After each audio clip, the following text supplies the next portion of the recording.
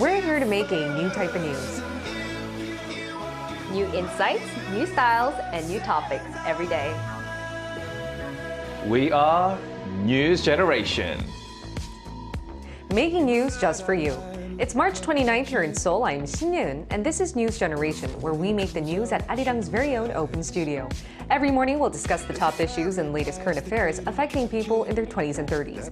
Joining me in the studio is Nail Song. Morning, everyone. And Park Ki-hoon. Thank you for having me. And both are here to speak on behalf of those in their 20s and 30s. Now, we're going to start with the news feed. Every day, we make a news feed that covers different hashtags and news items that have been trending on social media over the past 24 hours. And the first hashtag is Hiro, the zebra that escaped from a zoo and galloped through the streets of Seoul last week. Zookeepers explained Hiro had been going through a tough time after losing his parents back in 2021 and 22. He apparently got into a fight with a kangaroo living next to his pen and would refuse to eat his favorite snacks.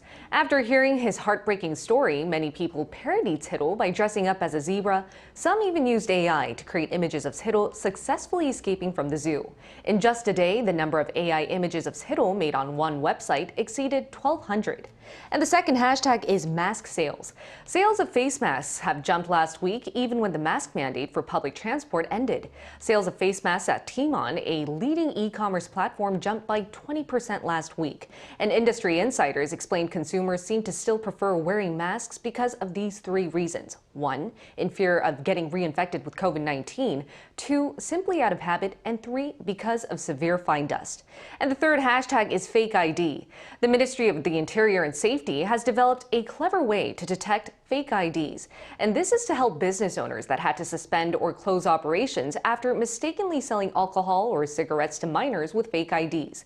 An official said the name and personal ID number on real IDs printed out from the year 2020 are tactile. Also, there's a special ink used on real IDs, so once people tilt the ID card, they can see the tiguk pattern at the upper left change color from gold or green. You can also see a small picture of your birth date at the bottom left when doing this.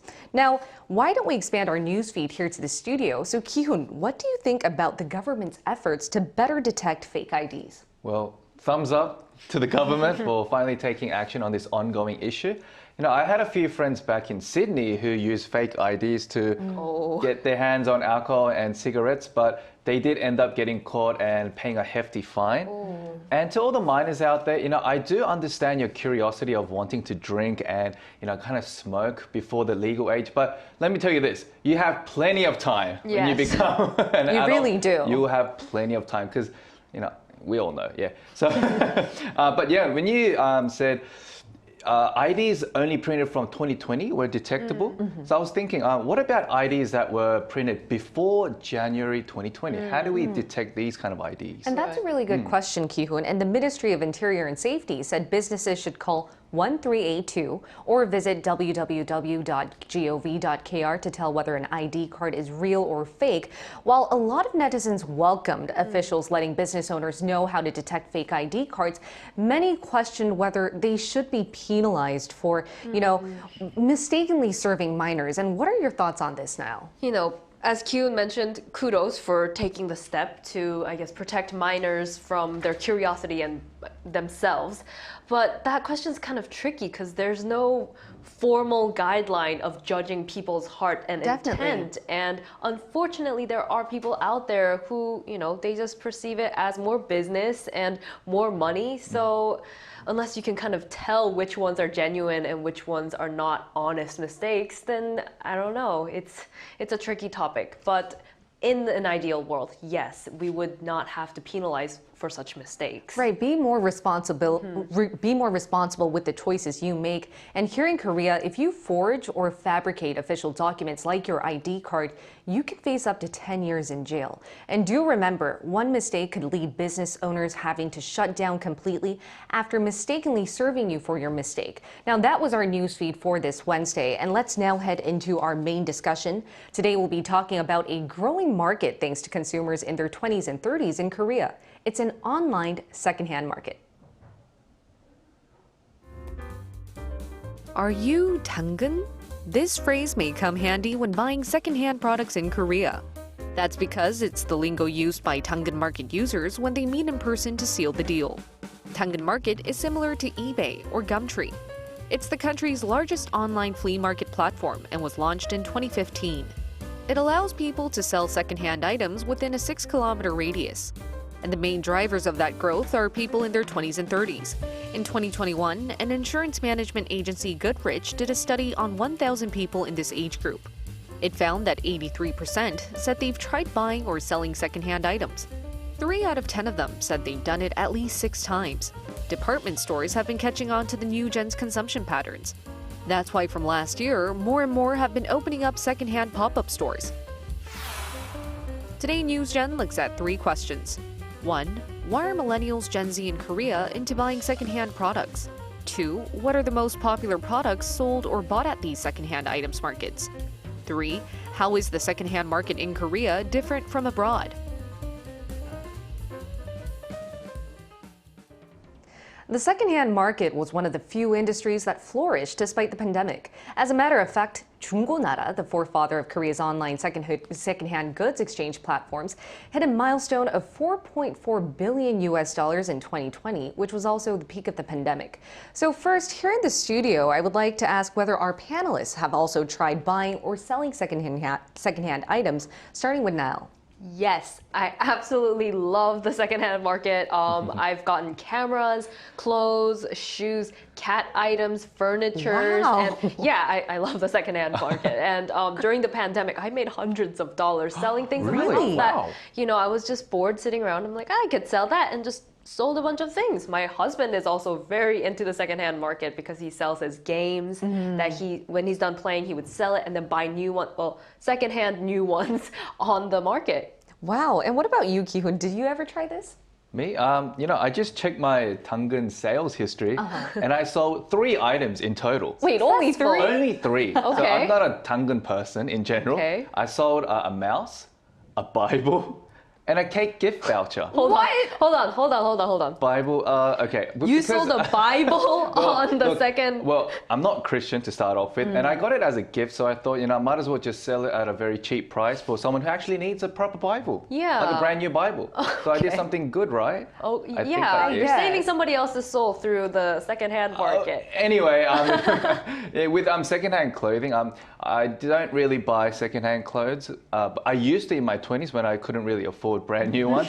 But nowadays, I'll just mix and match my outfits with what I have. And, it's surprising to see people like Niall who make a lot of money through these selling of secondhand items with me. But, I just like to buy brand new items because it's one way for me to get motivated to work harder and earn more money in general. So you haven't tried it as much as Niall. Not really. But you are well aware that this is a growing trend among millennials and Gen Z, because right? I am a millennial myself, I think. Yes. But explain to us how big of a trend it is. Well, it is a huge trend because as we live in a time of high cost of living, more millennials and Gen Zs, consumption pattern has changed accordingly. So first of all, we think about the cost effectiveness of goods. Instead of purchasing brand new expensive products, as long as we can get our hands on the trendy hit items, it doesn't matter whether it's used or not. Yeah. And secondly, we do have a lot of interest in the environment. So, buying already purchased products can be a way of reducing, finite resources we already have. So, and getting something that we already want. And I think it can be that notion of catching two birds with one stone. Sorry Two about birds that. with Yeah. one stone. Yeah. You're being a smart consumer. And Niall, I would like to ask how you think how big of a trend is the secondhand consumption market amongst us in the 20s and 30s? There are many different platforms of secondhand items in Korea, but amongst them, there's 중고나라, which is one of the oldest ones. And let's take a look at the screen. This graph right now shows the different groups of users according to their age, and it's quite obvious that millennials and Gen Z make a huge portion of this. According to the survey done in 2021, 61.1% of the users are those in their 20s and 30s. Wow. And those in their 40s made up 25.1%, 9.8% of the users were in their 50s, while people under 20 made up around 4%. And all this to say, to summarize, that the new generation loves a good deal. They do, because 6 out of 10, those in their 20s and 30s, make up a big amount. So what are some main reasons behind this growing consumption pattern? You know, I think Ki-hoon mentioned we want to try the new trendy items, but it's kind of burdensome, financially burdensome to try and buy all the new products, you know, different types of cameras and phones and things like that. So you can get them for a little cheaper, but, you know, still in pretty good shape on the 중고 market, which is the secondhand market in Korea. And you have too much of something, then you can give it to somebody else, like Ki-hoon selling Bibles, and help others. And gift vouchers. Yeah, and gift vouchers. And you can get things that you need. You know, maybe you're missing that one Pokemon sticker on your collection. You can find it there. It's all there. And there's no pressure about the whole nice thing, you know, getting a used couch, you're like, okay, you know, there's no pressure. I can get it a little dirty, and I like that. And that's a really good point there. But at the same time, there are people like you, Ki-hoon, who don't really use the secondhand market. Why is that so? Well, you know, a long time ago, there was a Korean superstition where used things had the owner's distinct smell, past memories, and even the spirits inside them. So people kind of avoided using, you know, used items. And also, there is a possibility of being scammed. For example, you know, people might sell fake goods saying that it's real, like genuine. And because nowadays, you know, these products, they look almost identical to the real ones. For sure. Okay. And lastly, you know, some people just don't turn up in person to make the transaction. Yeah. And they just ghost them, and by not just picking up their phone and just not replying to the text messages. So you got to be careful when you do these kind of things. And you're referring to like luxury goods being sold but looking identical, right? Right, yeah. And they're being sold at ridiculously high prices as well. Super high priced, yes. And that goes against the advantage of shopping secondhand, which is an affordable price. But why don't we now find out whether this is a distinct consumption pattern among the new gen just in Korea, or whether it's a global trend right after this.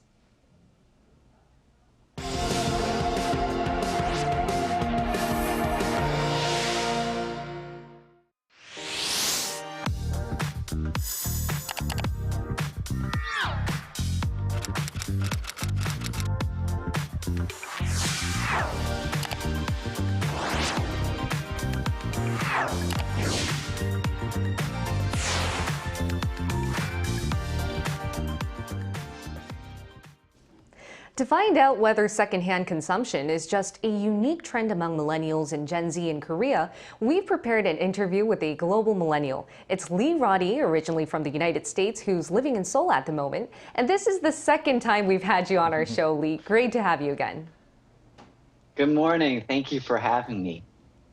All right, Lee. So the first question I'd like to ask you is secondhand consumption or thrift shopping common in the States as it is in Korea? And how's it done there compared to here? Yeah, to start off, it's really common. It's been common for a long time, so much so that I was actually really surprised when I came to Korea. And the only thing secondhand were these vintage stores. They were vintage, but it was just a way to go buy old things that were 3 times the price. So I'm super thrilled that this trend has really taken off here in Korea, because when I grew up, does anyone remember garage sales? Oh, Yeah. I love garage sales. Yes, I do. Yes, a good taste of home. It's basically setting up your home to be like its own little marketplace. So Right. we had those growing up, and of course, we had thrift stores as well. In high school, I think that was a really common thing to do because, you know, you want to buy clothes, mom and dad aren't giving you a lot of money, and so you have to find, you know, cheaper, more thrifty alternatives to, you know, be fashionable at high school. So yeah, I'd say it's pretty common. And when the internet started as well, I think that the first e-commerce sites were actually secondhand sites. Definitely. And here in Korea, have you ever tried it out? And what was your biggest catch or your biggest fail? Oh yes, I definitely tried it out. I think my biggest catch was actually a pair of designer boots. Wow. I got them at about half the price. And the thing is, they had only been worn once. Someone had imported them and they put them on, didn't fit their feet. And so they gave them away basically brand new. Or, I mean, sold them brand new, but that was definitely a big catch. And I also think that that's one big distinguishing factor maybe between what's happening here in Korea and where I'm from. It seems that the secondhand market really emerged revolving around designer brands. And it's expanding now, but I still think that that's a very big part of the secondhand market. Whereas I think in the US, it's pretty much anything. But as Kyuhun mentioned, a lot of people try buying secondhand items that are luxury goods, but it turns out it can be a scam, right? Yeah. So what do you think are the pros and cons behind secondhand buying, and why do you think a lot of millennials and Gen Z still do it, regardless of sometimes consequences that they don't even expect? Yeah, sure. There definitely are cons. I actually feel pretty emotional about this one because just last month I was actually in Singapore helping my aunt move countries. So we had to sell all this furniture really quickly, and I was using their country's secondhand app. Very similar to how it works in Korea. But we had a lot of antique furniture, and I found that to sell it quick, you have to sell it at a low price. But that means you want to make sure that it's going to someone that you think is going to use it, that's going to have it really appreciate finding it. But I found that a lot of furniture companies that sell secondhand, they're scouring through these sites to try to snag a really cheap antique deal. And it's not necessarily a scam, but I guess it's not exactly how or who I wanted to sell my furniture to. Yeah. Definitely. But I would say that the pros are, I think that it feels a little empowering. When you're managing your own buying and selling, especially when you sell, right, Niall? You kind of feel like a little bit of a businesswoman, a businessman of sorts. There's so a thrill. Yeah, it's really exciting when you make your first sale. So I think that's definitely one thing, the empowering factor with the younger generations. And I would also say that there's probably an aspect, especially with me, of this feeling of sustainability. I don't like to just throw away stuff and buy brand new. There's this feeling that I'm consuming so much. So buying secondhand is a way to kind of manage that guilt. You feel better about yourself. Yeah. And I hope the points that you made, Lee, can sort of convince our Kyuhun right there. A little. That's right. You were a little convincing. I know, because he's only sold 3 items there. Yeah, and one of them should have been given away for free. You're selling a Bible? We're guilt tripping him, yes. I'm going to repent after the show. All right. Thank you so much, Lee. It was a pleasure to have you here again. Thank you, Lee. Yeah, thanks for having me. All right, Lee made a lot of fascinating points, a lot of relatable points, as a matter of fact. And now, which point caught your attention the most? I love that he said that it's empowering. I didn't realize that's what it was, but that's what it is. It's empowering. It makes me feel good that I made money off of something that I could have just thrown away or given away for free, but I got something out of it. And if I find something like how I thrifted this, I could go through many different items and just find that pearl in the dirt. And it's this thrill. You guys got to understand this. It is definitely a thrilling experience, but there's definitely some drawbacks, as you mentioned before, right? Like the experience that you have with people. What did you think about what Lee just said there? I'm for everything he said. It's a way of, doing business as well. And the fact that people who actually need that item, you're giving it to them at a really, nice, good bargain price. But so I'm thinking, maybe I shouldn't have sold the Bible. It's okay. I shouldn't have just given it away. But that's what I do. I like to just give away things. There's a huge trash can in front of your houses where you can just throw away clothes and shoes and whatnot. So that's where I put my stuff. I don't go through the trouble of trying to sell it, trying to make money. So that's my way of selling or giving things out. But what Lee said was very true. And it was quite convincing, for sure. It was. And all right, why don't we now include our viewers into our discussion topic? We always choose 3 of their comments. So if you take a look at the screen, you can see what they had to say on our topic today. And Mia at Japan said, in Japan, we often buy or sell used items like clothing, cars, books, and so on. For expensive items like cars, we use brick and mortar stores, but for other things, we use flea market apps. And Kit7 said, in India, there's a big industry for secondhand items. We sell anything and everything. Jia Wei Kai said, in New Zealand, we have a website called Trade Me, which allows people to buy and sell secondhand items. So it seems like it's not only something here in Korea, but something global right now. Yeah, I mean, it's the whole world doing it. Lee just mentioned there's one in Singapore as well, United States and New Zealand, and everyone's in on it. Come on, Gyun, you gotta jump into the market. You know what? I'm with you on that one, Niall. Okay. All right, so after we wrap up today's broadcast then, any plans for more secondhand buying? And now I would also like to ask, this is a personal question. You've done it so many times. Yes. So I think you're like the master I of am the secondhand master. buying. Any tips you'd like to give us? Oh, yes. meet in person. Try to meet in person, and there's so many scammers out there, and I've been scammed before, but this is possibly why 당근 is so popular, because it kind of gives you that, sense of you're trading with your neighbors, so you can't get scammed that badly because you know where they live. Right. And so you should go and check your item, ask them questions, research the item also. Don't just go blindly do it and send the money to somebody you've never met and who might never show up. Right. You need to do a lot of research, and you should communicate to who's going to be purchasing or selling with you beforehand. And Kyun, what about you? Have you been convinced to do any secondhand buying? I have been quite convinced, and I might just go back to open my 당근 app and just, maybe not buy, but maybe sell things that I don't really need at a much cheaper price for people that actually need this item more than me. And I think, if you have the intention of making money as a means of investment through these kind of secondhand buying and selling, be aware of the terms and conditions for each platform so that you can be legally protected when you do get scammed. Yeah. Because That's a good idea. I've seen many people get scammed, Right. and they couldn't do anything about it because people would just ghost or just delete their accounts. And it's really hard to track those people down. So know what you're going through before you actually start trying to make a lot of money. And I think you ended off with a really fascinating point right there. The secondhand market isn't just about securing a really good deal. It's also about making a really good investment. It is, yeah. All right, and my tip for you guys is to think plenty and research heavily before making any purchase, whether that be for a completely new item or a secondhand product. And we'll be here every day from 9:30 a.m. to 10 a.m. Korea time, bringing you the topics that young people are talking about. Special thanks to Niall Song. Thank you. And Park Ki-hoon. Always a pleasure. And thank you everyone for watching. We'll see you tomorrow. We are News Generation.